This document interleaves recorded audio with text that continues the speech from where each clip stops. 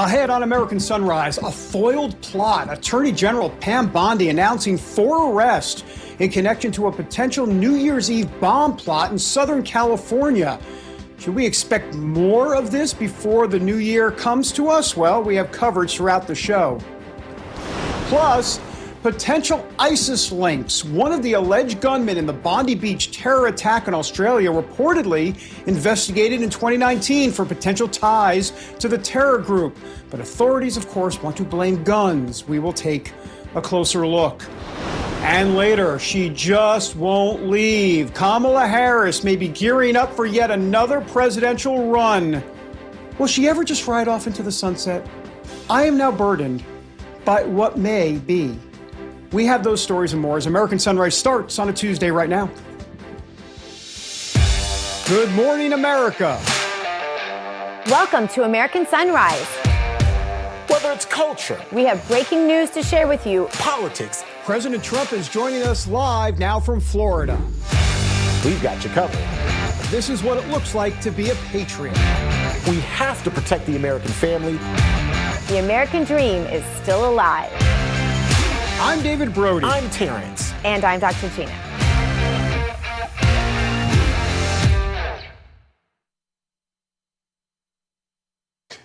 Good morning, everyone. I'm Terrence Bates. We appreciate you being here with us on this Tuesday morning. I'm coming to you live from our Denver newsroom. Let's bring in Emily Finn. She's in for Dr. Gina this morning in West Palm Beach. David Brody, in for David Brody. He is in our Washington, D.C. bureau. Good morning to both of you. What a start to this week.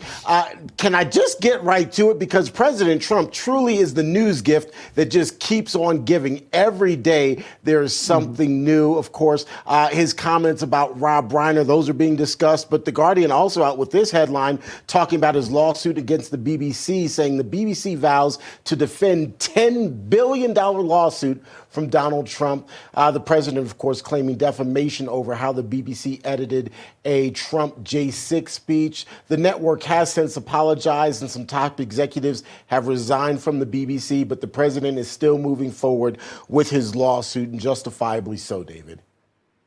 Yeah, I mean, look, Donald Trump went right from the womb into the courtroom. I mean, he's been in the courtroom ever since he was born. No doubt about that. But he is the ultimate financial watchdog. I mean, Emily, you got to love this guy because he keeps them accountable. And you know how you keep big media accountable? That's right. Dinero. That's the way it works. That is the way it works. And he has been very successful in his lawsuits against other media giants. So it's going to be interesting to see how all of this plays out. Mm-hmm. You know, I'm hopeful that all of these lawsuits will ultimately have media organizations kind of reassessing how we all do our jobs, and that we really get back to good journalism, good, fundamental, balanced, and fair journalism, David. Yeah, for sure. You know, one of the keys in this lawsuit will be, can the president's lawyers prove intent? You're going to have to prove intent. That's going to be a bit difficult. Look, we've all been there in the editing room. This is what BBC did, right? I mean, they spliced together 2 things to make it look like, not that we did that. I'm just saying that we've been in edit rooms where you take one part of a clip and then splice it to another part of the clip.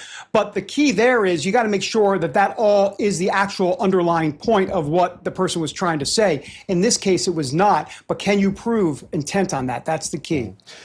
Well, Donald Trump Jr. intends to get married. Breitbart is out with this headline, which says that the president's son has announced his engagement to Bettina Anderson. You see the headline there. The couple has been together since last year. By the way, another couple that's getting married soon, Rav's very own Brian Glenn. He announced his engagement to Marjorie Taylor Greene last night. In fact, I texted him after I saw the news and said congratulations. So congratulations to both couples who are now preparing for nuptials. I don't know if I've ever used nuptials on television before, so there you have it right there. Emily, what a fun time of year for these major announcements. I think this is what they call cuffing season, Terrence. Everyone's getting engaged. Everyone's getting married. No, I'm so happy for Brian and Marjorie. I seriously have never seen 2 people that are like that perfect for each other. I mean, this is incredible. So good for Brian. I'm so excited that they're getting married. A match made in MAGA. Seriously, though. Mazel seriously. tov. In MAGA heaven. That's Cuffing right. season. All That's right. hilarious. I haven't used that term since my single days, and we'll just leave it there. All right, let's get to our Bible verse, if you don't mind, Emily. Sounds great, Terrence. All right, this one comes from Isaiah chapter 60, verse 2. It says, "For behold, the darkness shall cover the earth, and deep darkness the people. But the Lord will arise over you, and his glory will be seen upon you." All right, moving on to our top story this morning. Attorney General Pam Bondi announced that 4 people were arrested in connection to a bomb plot in Southern California planned for New Year's Eve.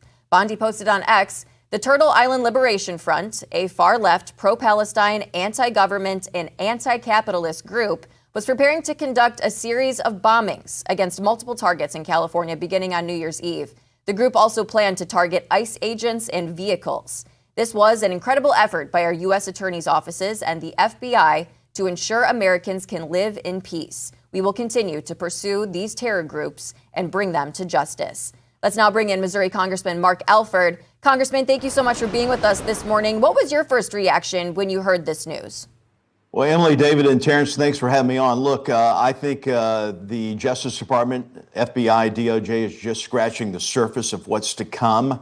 These terrorist cells living in the United States, welcomed in by Joe Biden. The testimony before Homeland Security 2 weeks ago was that some 18,000 terrorists have been let in. There's about 2 million who we don't know where they are, who they are they terrorists? So we've got some big problems in the U.S. This, I think, is a religious war. The jihadis, the Islamic terrorist, fundamentalist extremists want to annihilate Jews and Christians. They want to have Sharia law around the world. And this is just a manifestation of that. I think you've seen that with other shootings, the one in Australia, and other places. The terror that is going on right now will continue unless we do something about it. 100%. That is the main threat for sure. All right. So you're in D.C. this week. Healthcare. I don't know. What do you want to say about healthcare? All I can tell you, my goodness, these moderates. What are they going to do? Are they going to sign this discharge petition? I'm sorry, I'm getting ahead of myself. I'm going wonky. I'm going inside baseball. Are they going to get with Hakeem Jeffries and do this because they want to extend Obamacare subsidies? And Mike Johnson's not going to let him have that vote. So what's the deal? Well, look, David, this is kind of a complicated, wonky issue for a lot of people. The bottom line is Obamacare is broken. It was never designed to work from the beginning. These subsidies, which only affect a very small portion of our country, have been put in place where the money's directly channeled to the insurance companies. It's not working. The system is broken. We have a plan in place. We are voting on a package this week, which will reduce cost, increase transparency, especially for pharmacy benefit managers, PBMs, which have been very controversial. It's also going to give different fields in small businesses a chance to group together to have group insurance. Say like realtors. My wife's a realtor. It's going to be great that she's going to have the opportunity to group in with other realtors to buy insurance. It's going to bring down the cost by about 11% nationwide. If we increase these subsidies if we extend these subsidies that were due to expire at the end of the year because of the Democrats, it would only affect about 4% of the population and bring down prices very little for them. We are going to bring down prices by 11% under this package. Congressman, there are so many bigger fish to fry, but unfortunately, I'd be remiss if I didn't ask you about President Trump's comments about Rob Reiner. I'm sure you've seen them by now. Obviously, there's been lots of talk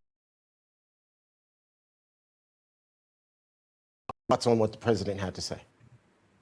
Well, look, I don't like name calling. I think Rob Reiner was a pretty good actor. I remember watching him on All in the Family, Meathead, and then, of course, his directing capabilities were very good. I know that he did not like President Trump. He did have Trump derangement syndrome, but I think now's the time, especially after being murdered by his own son, apparently, in the beginning days of Hanukkah. We need to let him rest in peace. Absolutely. Do you think the president should apologize for that message he put out? Look, it's not my job to tell the president of the United States to apologize. I wouldn't have said it, but I'm not the president of the United States. And I've told people for some time now. I can't control anyone but Mark Alford, and my wife and I try to do a very good job of keeping my head in check and my mouth in check as well. It doesn't always work, by the way, but I try. Sure. Well, Congressman, I do want to get your take on this before we let you go. It's a headline from Just the News. Comer threatens Clintons with contempt if they don't show for depositions in January. It was initially scheduled for tomorrow and Thursday. The Clintons claim that they don't have to show up. Your thoughts on all of this, Congressman? Well, it's going to be interesting if they don't show up. They need to show up and give some answers to the American people. This charade has gone on long enough. The Clinton Foundation, Russiagate, her destroying with bleach bed and other hammers and things, evidence that probably would have led to an indictment for anyone else except for James Comey, to basically cover that up and say that she would never be able to be convicted in criminal court. This has gone on long enough. The American people deserve answers on the Clinton corruption in America. The past DOJ and FBI have persecuted President Trump over things that didn't reach 1/10 of the culpability, I think, of the Clintons. And so we just need some answers, and we'll leave that up to the Oversight Chairman, Jim Comer, to see what happens. If warrants need to be issued, so be it. Mm-hmm. All right, Congressman, just really quickly, I almost know the answer, but I'm going to ask anyway. If they don't show up, if James Comer refers this and there's a full House vote, I suspect you would be a yes vote for holding them in contempt of Congress. Yes. We do need to hold them in contempt. We've held others in contempt, and nothing has really happened to that. Merrick Garland, earlier in our tenure here, he was held in contempt, and nothing really happened. We do a lot of things here in Congress where there's really not a lot of teeth because we don't enforce the law. We need to enforce the law and have people tell the truth to the American people. Yep. Amen. Congressman Alford, thank you so much for your time this morning. Always love having you on the show. Thank you so Always much. good to see you, Congressman. All right. Merry up. Christmas, by the way. I won't see you for a while. Merry Yes. Christmas. All right. Merry Christmas. Absolutely. We're saying Merry, Merry Christmas to again. you. All right, yeah. All right, coming up, we check out the hottest headlines from the RAV newsroom with T. Bates. And later, the Hanukkah massacre at Bondi Beach and ISIS. One of the alleged gunmen was reportedly investigated for ties to the Islamic terror group years ago. How was that ignored? We examine that just ahead on American Sunrise.